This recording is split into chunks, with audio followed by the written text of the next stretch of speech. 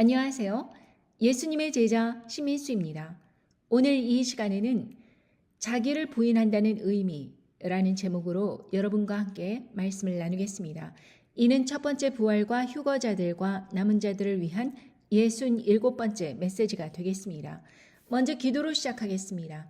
천지를 지으신 우리 하나님 아버지, 오늘도 이렇게 말씀을 깨닫는 지혜를 주시고 함께 나눌 수 있는 소중한 기회를 주셔서 감사합니다. 저희들이 이 긴박하고 위험스러운 마지막 시대를 살아가면서도 저희들의 삶에서 그 중심이 하나님 아버지께 두지 못하고 하루하루를 덧없이 살아가고 있음을 회개합니다. 저희들이 왜 사는지, 존재의 의미가 무엇인지 오늘 하루 다시 한번 생각하고 주님께 영광 돌리면서 나올 수 있는 그러한 인생이 되기를 간절히 바랍니다. 저희들은 갈 바를 알지 못하고 어디로 무엇을 해야 될지 모르지만 성령님께서 오늘 하루를 인도해 주시리라 믿고 하나님을 의지하며 나가기 원합니다. 이 모든 말씀 우리 주 예수 그리스도 이름 받들어 간절히 기도드리옵나이다. 아멘. 여러분은 예수님을 믿는다라고 이야기하면 제일 먼저 어떤 이미지가 생각이 나십니까? 고리타분하고 재미없고 정말 고난의 연속인 그러한 삶을 생각하십니까? 사실 제가 예수님을 만나고 정말 제 삶에서 일어난 변화 중에 하나는 아무리 주위 사람들이 저를 누르고 괴롭히고 이 환경이 모든 억울한 일들이 생기고 한다고 할지라도 마음속에 기쁨이 있다는 것입니다. 하나님 아버지께서 주시는 그 기쁨은 과연 어디서 오는 것일까 제가 곰곰이 생각을 해보았는데 그것은 내가 나의 삶을 판단하지 않는다. 그러니까 나의 삶이 아무리 열심히 살고 최선을 다해서 살았다고 하더라도 결과가 좋지 않다고 하더라도 그것에 대해서 어떠한 불행을 느낀다던가 괴로워한다던가 나는 이제 끝났다 이런 생각을 안 한다는 것입니다. 여러분 돈이 있던 없던 내가 하나님 아버지 안에서 살아간다면 그러한 환경에 적응을 하여서 하루하루가 기쁘고 이제 천국 소망만이 남은 그런 인생 아니겠습니까? 사실 내 인생에서 끊임없이 벌어지는 어떠한 안 좋은 일들, 안 좋은 사람들의 그러한 괴롭힘 이런 것들 많이 있겠지요. 그리고 누명도 쓰고 억울한 일도 당하고 그런 일 있겠지요. 저는 어렸을 때부터 그런 일들을 참 많이 경험했는데 19살에 미국에 부모님과 떨어져서 혼자서 이민을 와가지고 친척집에 살다 보니 계속 눈칫밥을 먹어야 되는 거예요. 그러면은 사소한 것도 다 눈치를 보게 됩니다. 그리고 슬픈 생각이 나요. 예를 들면 제 이모가 이제 막 제 주위에서 돈을 찾습니다. 너 여기 놔뒀던 20불 못 봤니? 이러면서 다그치는 것입니다. 그럼 저는 당연히 못 봤다고 하지요. 못 본 것을 어떻게 봤다고 합니까? 그런데 그 다음 말이 저를 괴롭히는 것입니다. 분명히 여기다 놨는데 너가 여기 오고 나서 없어졌다? 이러면서 제가 훔쳐갔다는 얘기는 안 하지만 간접적으로 저를 의심하는 그런 말을 하는 것입니다. 그리고 덧붙여서 이렇게 말합니다. 사실은 너 줄라 그랬는데 찾으면 너 가져. 그 말은 제가 저한테 줄 돈을 갖다가 그걸 눈여겨보고 미리 훔쳐갔기 때문에 어차피 너 돈이었는데 너 가져라.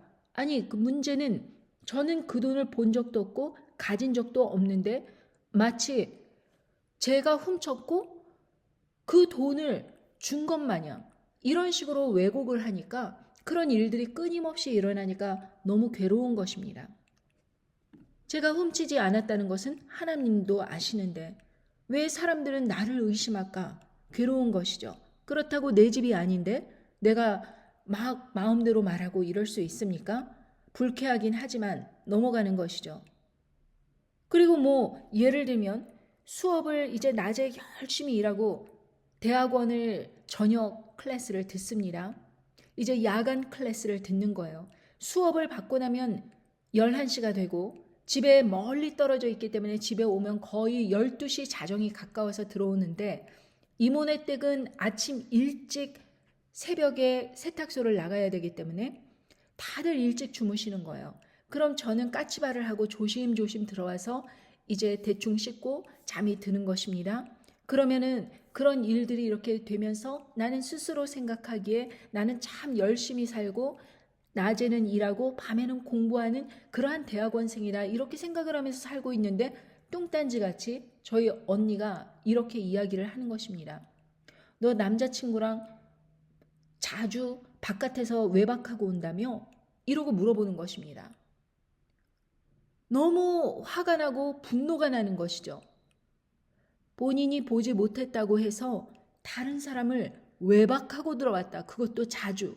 그래서 그 대학원 스케줄을 보여주면서 나는 그런 적이 없다. 이러고 변명을 하는 내 자신이 너무나도 답답하고 화가 났습니다. 그런데 여러분, 이 모든 그 억울한 일들, 이런 것들을 제가 쭉 겪어보면서 제가 생각한 것은 만약에 하나님 아버지께서 나의 삶을 보고 계시지 않는다면 이 얼마나 억울한 일들이 그저 해결되지 않고 끝나버릴 것인가. 이것입니다. 욥기에서도 보십시오. 욥은 나름대로 정말 하나님을 진심으로 섬기며 열심히 살았다고 그렇게 자부를 하면서 살아가는데 그에게 막상 어려운 일이 닥치고 건강까지 잃고 자녀들 다 잃고 재산 다 없어지고 그러고 나니까 친구들까지 찾아와서 네가 뭐 잘못한 거 아니냐. 너의 죄를 자복하라. 하나님께서 그렇게 공평하시고 능력 있는 하나님께서 너의 삶을 그렇게 억울하게 하실 일이 있느냐. 분명히 너가 회개치 못한 죄가 있을 것이다 라는 식으로 계속해서 많은 말을 합니다. 그러면 욥은 변명을 하죠.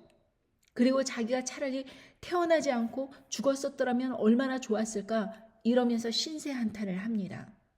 자, 얼뜻 보기에는 그 친구들이 굉장히 의로운 것 같고 그리고 그 말들이 다 하나님의 그 입장을 변호하는 것 같이 그렇게 들리긴 하지만 이 욥의 입장에서 보면은 너무나도 억울한 일입니다. 만약에 자기가 그렇게 환난과 고통을 겪을 만한 그런 잘못된 일이 있다면 하나님 아버지께서 자기에게 깨닫게 하여 주시면 기쁘겠건만 그러한 깨달음도 없이 영문도 모르고 그러한 고난을 계속 겪고 나가고 있는 것입니다.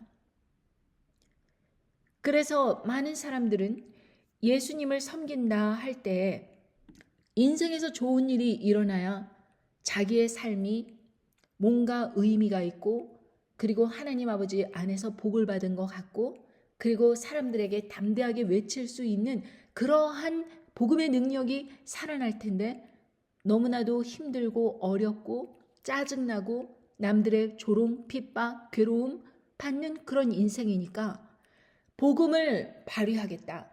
내 삶에서 복음을 담대히 전하겠다 하는 그러한 용기를 가지지 못하는 것입니다. 그런데요, 여러분, 선한 일을 하고 바르게 살고 열심히 산다고 해서 그 사람의 인생이 반드시 잘 된다는 보장이 있는 것이 아닙니다. 그리고 반면 악하게 아무렇게나 예수님을 믿지 않고 함부로 살았는데 그 사람이 넘어지고 자빠지고 실패하는 것도 아닙니다.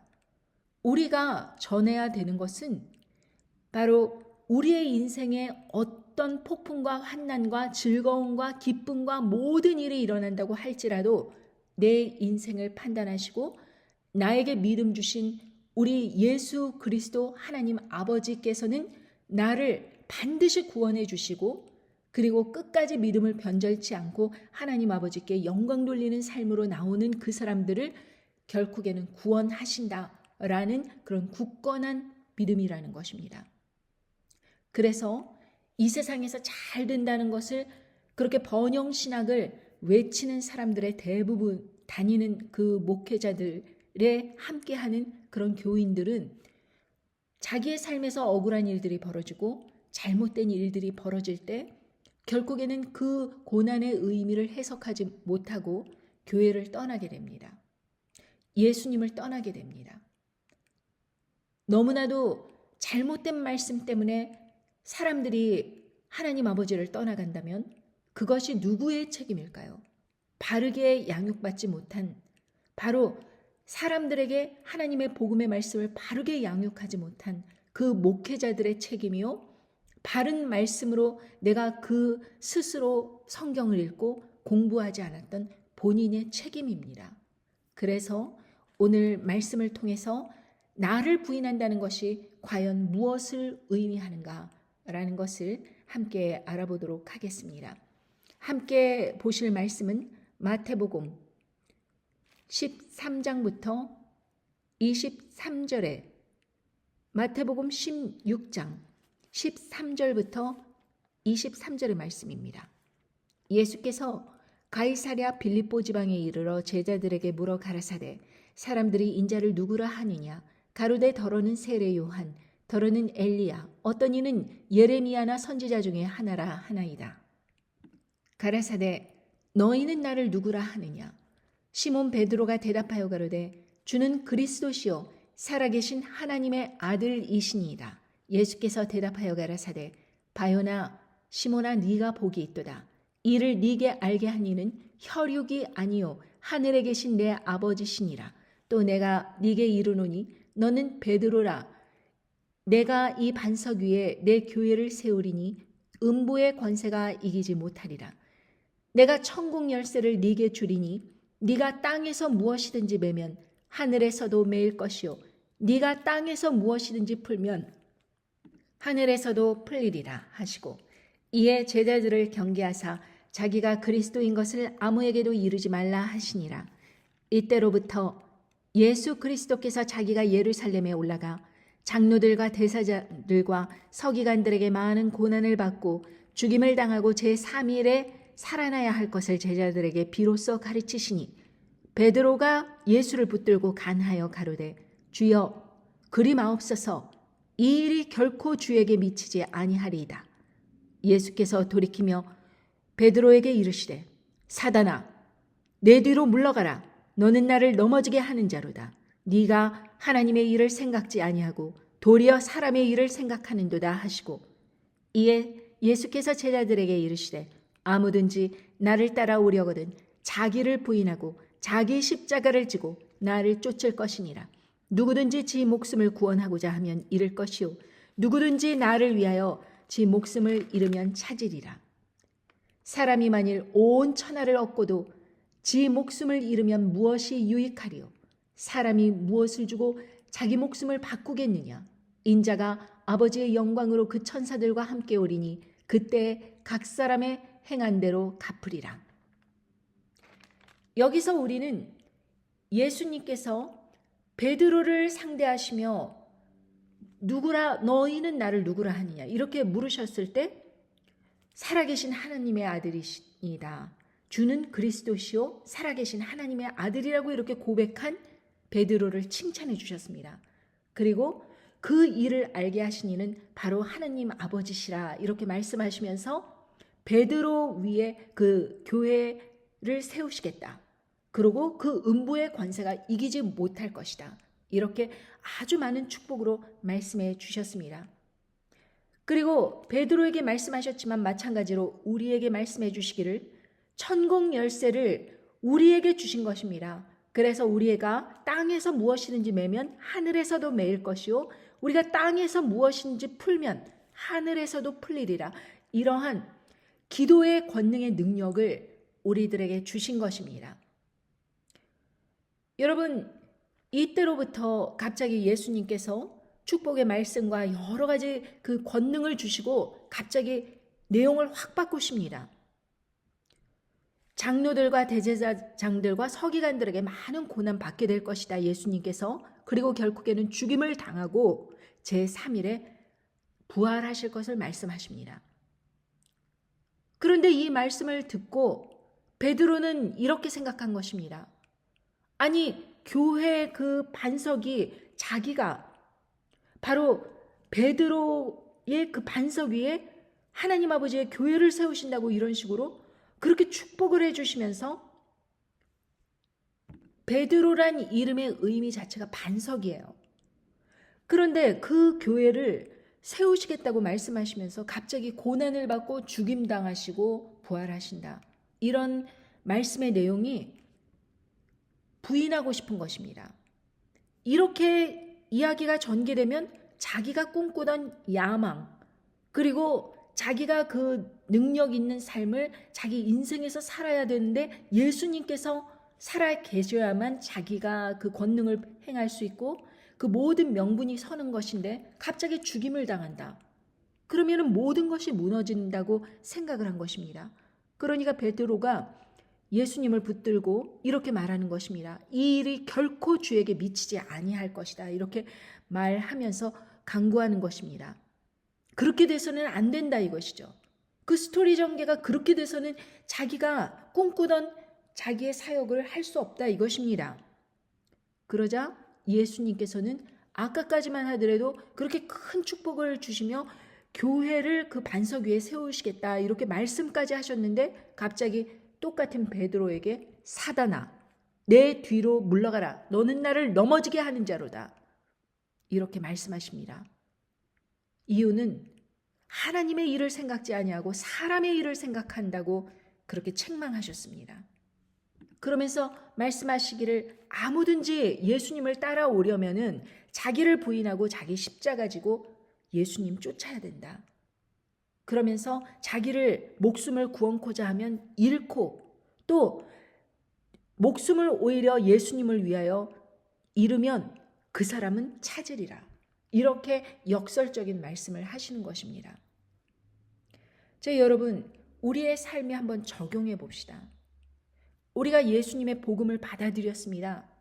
그리고 주는 그리스도시요 살아계신 하나님의 아들이시니다 이러면서 찬양하고 기뻐하고 능력 있는 우리 예수 그리스도를 함께 찬양하고 그러면서 세상 사람들에게 복음을 전파하고 싶은 그런 마음 간절히 들었습니다.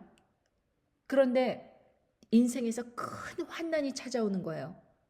짐승 정권 들어서면서 짐승 우상 경배하라 그러고 그 우상 경배 안 하면은 죽인다 그러고 내 인생에서 그렇게 잘못 산 것도 없는데 이 표 받지 않으면은 너희들 다 범죄인이 되어서 그렇게 처형을 당한다고 그런 식으로 강압적으로 나오는 것입니다.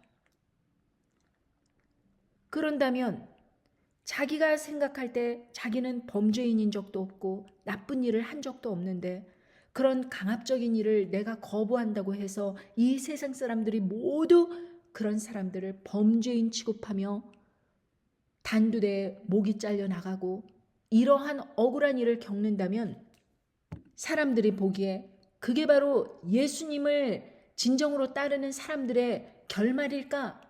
이렇게 생각하고서는 많이 배도를 하고 돌아선다는 것입니다. 그래서 세상 사람들은 그 억울한 일들을 받아들이고 싶지 않은 거예요. 자기가 생각하기에는 하나님을 잘 믿고 정말 열심히 예수님 믿으면은 좋은 일 생기고 어떠한 환난 속에서도 구해 주시고 그리고 결론적으로 좋아야 되는데 밑도 끝도 없이 고난의 연속이라는 것입니다. 인재앙이 지나가고 나팔재앙이 불어닥치고 주위 사람들이 죽어나가고 하는데도 끝나지 않고 계속적인 재앙의 연속입니다. 그런다면 사람들은 이렇게 기도를 하겠죠. 우리는 이런 일이 결코 우리에게 미치지 않았으면 좋겠습니다. 그리고 이런 일 겪는 거 억울합니다. 그리고 세상 사람들이 하라는 대로 그 사람들과 융합하고 살아가기 위해서 협조를 했다고 그것이 지옥에 갈 만큼 그렇게 간악한 율법을 어긴 일입니까? 이미지를 만들어 갖고 그렇게 생필품을 사고 파는 그런 일들을 위해서 표 하나 받는다고 그게 그렇게 잘못되고 악하고 결국에는 구원받지 못할 그런 저주의 자식이 된다는 것입니까? 이렇게 현실적인 문제에 부딪혔을 때 그리 마옵소서 이 일이 결코 우리에게 미치지 아니하리다. 이런 식으로 자기 자신을 보호하려고 하고 자기 자신을 지키려고 하고 나쁜 게 아니잖아요. 자기가 사회 시스템에서 이거 꼭 필요하다 하는데 그걸 받아들인다고 하더라도 그것이 뭐 그렇게 율법적으로 악한 일이 아니잖아요. 그런데 믿음이 있는 사람들은 율법을 넘어서는 사람들입니다. 목숨을 내놓는 사람들이에요. 결국 베드로도 목숨을 내놓았습니다. 예수님을 3번 다굴기 전에 부인한 적도 있어요. 그렇지만 용서를 받았습니다. 그러나 우리에게는 용서를 받을 만한 기회가 없는 거예요. 짐승의 형상의 이미지에게 경배하고 표를 받는 순간 구원은 물 건너간 것입니다. 그 사람은 불못 행위예요. 이 마지막 끝에는 많은 사람들이 그런 이유 때문에 배도를 하게 되는 것입니다. 그래서 예수님께서는 이렇게 말씀하시죠. 네가 사단아 내 뒤로 물러가라. 너는 나를 넘어지게 하는 자로다. 네가 하나님의 일을 생각지 아니하고 도리어 사람의 일을 생각하는도다. 사람의 입장에서 이 세상을 바라보는 거예요. 하나님의 입장에서 내가 어떠한 믿음으로 나와야지 끝까지 인내하는 믿음으로 나올까? 이렇게 하나님의 입장에서 나를 연단시키고 나를 훈련시키고 내가 인내의 믿음으로 끝까지 나오려고 애를 쓰는 것이 아니라 사람의 입장에서 사람의 일을 가지고 모든 사람들이 주위 사람들이 다 협조하는데 그렇게 왕따 당하면서 미움 사면서 그럴 필요가 있는가? 사람들이 오죽했으면 나에게 돌 던지겠는가? 뭔가 범죄인이 될 만한 잘못한 일을 했으니까 이런 취급을 받는 것이겠지. 나는 그런 취급받기 싫어. 그리고 사람의 일을 생각하면서 그 모든 시스템에 협조를 하는 것입니다. 쉽지 않은 싸움이라 이것입니다. 베드로에게는 세컨 찬스가 주어졌지만 우리는 이미 2021년도에 경험을 했잖아요. 많은 사람들이 예선에서 떨어졌습니다. 우리에게 세컨 찬스가 주어진 것은 짐승의 표입니다. 2021년도에 그렇게 무턱대고 받아버렸던 그 결과로 인해서 이 세상이 그렇게 음녀 바벨론이 멸망하면서 핵폭탄 떨어지면서 전 세계가 그렇게 멸망으로 들어간다는 것을 우리가 깨달았을 때 세컨 찬스는 바로 이 짐승의 표라는 것입니다. 이 세컨 찬스를 놓치고 또 그렇게 2021년도처럼 그 보건복지부가 하라는 대로 전 세계 보건기구가 다 나서서 하는데 이런 식으로 또 넘어진다면 이제 이 세컨 찬스도 물 건너가 버리고 이제 기회가 없다 이것입니다. 나를 부인한다는 것은 바로 이런 것입니다. 아무든지 나를 따라오려거든 자기를 부인하고 자기 십자가를 지고 나를 쫓을 것이니라. 결국에는 내 목숨 내놓고 예수님을 믿는 수밖에 없는 것입니다. 내 목숨을 내놓는다는 것은 지금부터라도 연습을 해야 돼요. 어느 날 갑자기 연습도 없는데 갑자기 내 목숨 내놔라. 내 목숨 예수님 위해서 내놔라. 그게 되겠습니까? 믿음의 연단이 없이 시험 공부 한 번도 안 하고 많은 사람들과 더불어서 악행을 하고 서로 싸우고 이권 다툼하고 물어뜯고 회방하고 괴롭히고 조롱하고 다른 사람들을 중상모략하고 이런 일들에 참여하고 있다가 갑자기 목숨 내놓고 예수님 믿는다? 불가능한 일이라 이것입니다. 하나님 아버지께서도 그런 사람들을 지켜주시지 않는다는 것입니다. 그래서 내 목숨을 구원코자 하면 잃어야 돼요. 그리고 예수님을 위해서 내 목숨 잃겠다 이러고 결단하고 나오면 그 사람은 구원을 받는 것입니다. 그래서 율법이 해내지 못하는 것이 바로 나를 부인하는 것입니다. 내 목숨 내놓는 것입니다. 궁극적으로. 위험을 그 정도로 감수하고도 예수 그리스도를 믿는 믿음을 지킬 가치가 충분히 있다는 것이 내 마음에 확신이 들고 이게 훈련이 되지 않으면 어느 날 갑자기 그런 일을 결단을 하지 못한다는 것입니다. 여러분, 이 세상은요, 기준이 너무 애매모호해요. 예를 들면 서구의 여성들은 뭐 수영복 입는다 그러면 홀라당 먹고 마음대로 이렇게 살아가고 이러는데 이 이슬람 국가의 여성들은 아직도 그 두꺼운 그 꺼머죽죽한 거 뒤집어 쓰고 살아요. 여러분, 요즘에는 수영복도 이런 수영복이 인기입니다. 제가 얼마 전에 이제 휴가를 가서 거기에서 이 바닷가를 이렇게 거니는데 다들 이런 수영복을 입었어요. 아니 뭐 저런 남사스럽게 저는 어떻게 저런 걸 입냐. 그렇게 생각할지 모르겠지만 이게 트렌드입니다. 다들 이러고 다녀요. 그리고 외국의 휴양지 가보세요. 다 이런 옷 입어요. 그런데 아직도 이 세상에는 이런 옷은커녕 이렇게 온 데를 다 뒤집어 쓰고 그 땀 뻘뻘 나는 더운 지역에서 이 검은색으로 뒤집어 쓰고 살아야 되는 여성들도 있어요. 기준이 너무 극과 극입니다. 여러분, 이것을 기준으로 삼는다면 도대체 어디에 기준을 삼는다는 것입니까? 율법을 기준으로 삼는다면 이 율법의 그 기준이 어디란 말이에요. 그래서 제 인생에서 제가 휴양지 가서 어떻게 입느냐, 저도 이 중간쯤 되는 그런 옷을 입습니다. 보십시오. 대충 이렇게 남사스러우니까 좀 가리려고 애를 쓰긴 했지만 그래도 이 오른편에 있는 여자들보다는 얼마나 정말 많이 노출이 된 것입니까? 50대 아줌마가 이러고 만약에 한국에서 다니잖아요? 그럼 욕 얻어먹겠죠. 한국의 바닷가에 가서 제가 이런 옷차림으로 돌아다닌다고 하면 얼마나 욕을 얻어먹겠습니까? 그런데 이게 해외니까 가능한 거예요. 다들 이러고 다니니까 왼편에 있는 그런 여자들보다는 그래도 많이 가렸잖아요. 50대 아줌마답게. 그러니까 여러분, 이것을 보더라도 이 세상에는 기준이 너무 모호한 것입니다.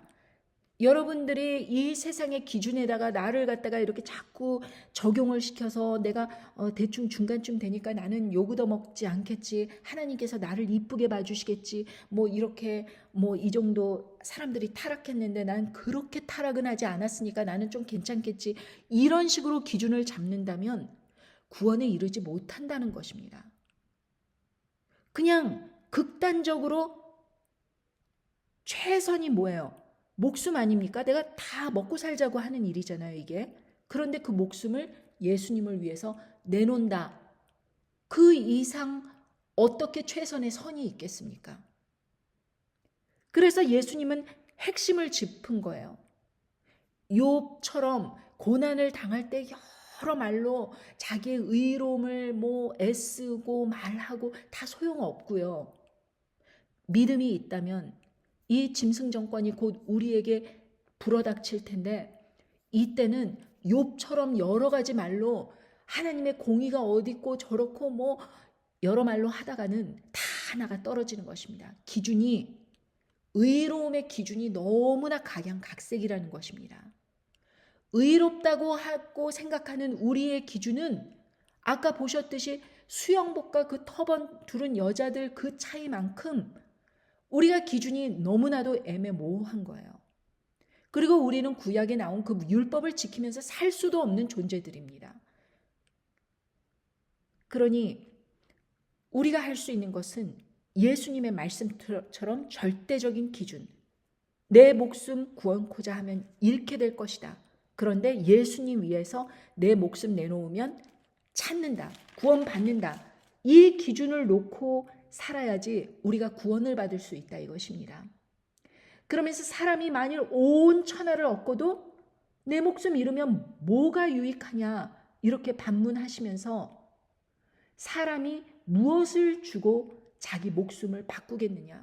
그러니까 나의 진정한 구원, 영원히 사는 그런 영생의 구원의 축복, 천국, 천년 왕국으로 들어가는 그 축복, 그리고 영원한 천국에서 사는 그 놀라운 권능과 축복, 그리고 제사장의 직분을 받아 많은 사람들에게 정말 영원히 정말 존귀함을 받는 그러한 직분에 우리가 그러한 삶을 추구한다면 우리 목숨 지금 이 지지부진하고 기준이 가치관이 헐러덩한 이 목숨을 버려야 된다 이것입니다. 그래야 진정한 목숨을 얻을 수 있는 거예요. 그러면서 하나님께서 예수님께서 이렇게 말씀하십니다. 인자가 아버지의 영광으로 그 천사들과 함께 오리니 그때 각 사람의 행한 대로 갚으리라.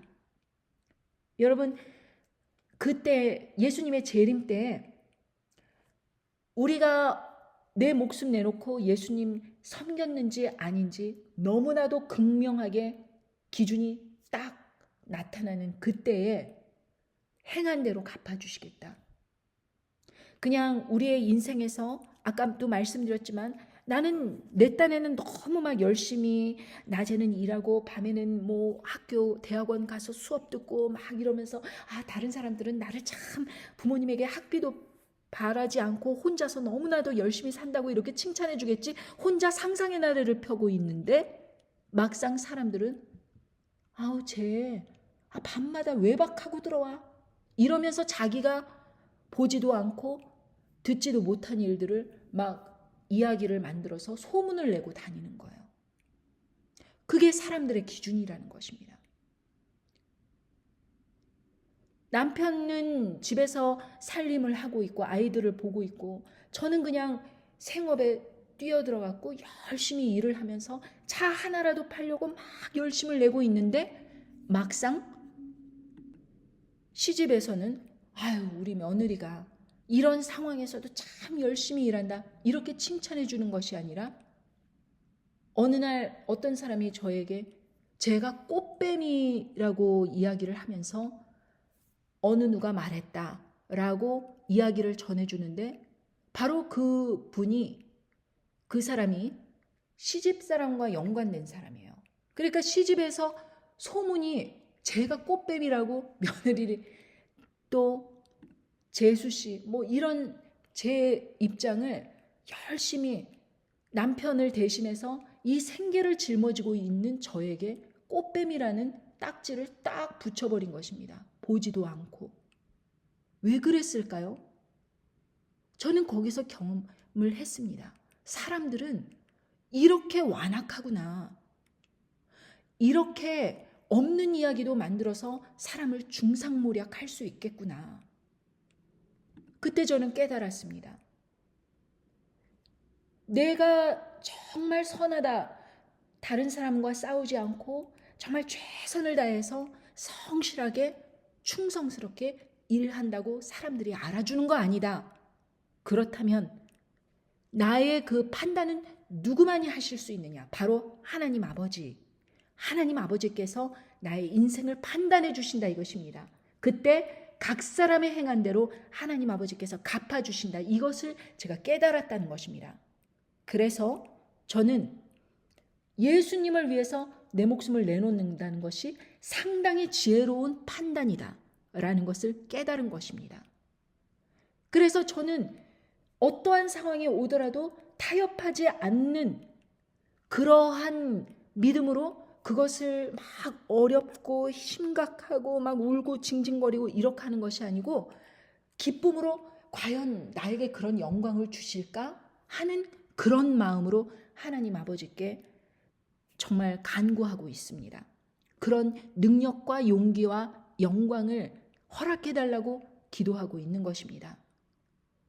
그러니 여러분들께서 이 순교라는 것을 그냥 엄청 어렵고 정말 장엄한 그런 각오가 있고 이런 그 결단이 필요해야만 그것이 아니고 이것을 하나님 아버지께 영광 돌리는데 내 삶이 쓰여진다는 것에 기쁨을 느끼시면서 이 마지막 때를 준비해 간다면 결코 나를 부인한다는 것은 나의 인생보다 더 중요한 무언가가 이 세상에는 존재하고 바로 예수 그리스도께서 그 무언가라는 그 중요한 의미를 내 삶에 던져줬다는 걸 인정하고 그리고 내 삶이 예수님으로 인해서 희생된다고 하더라도 기쁨으로 받아들일 수 있는 믿음에까지 발전을 해야 된다 이것입니다.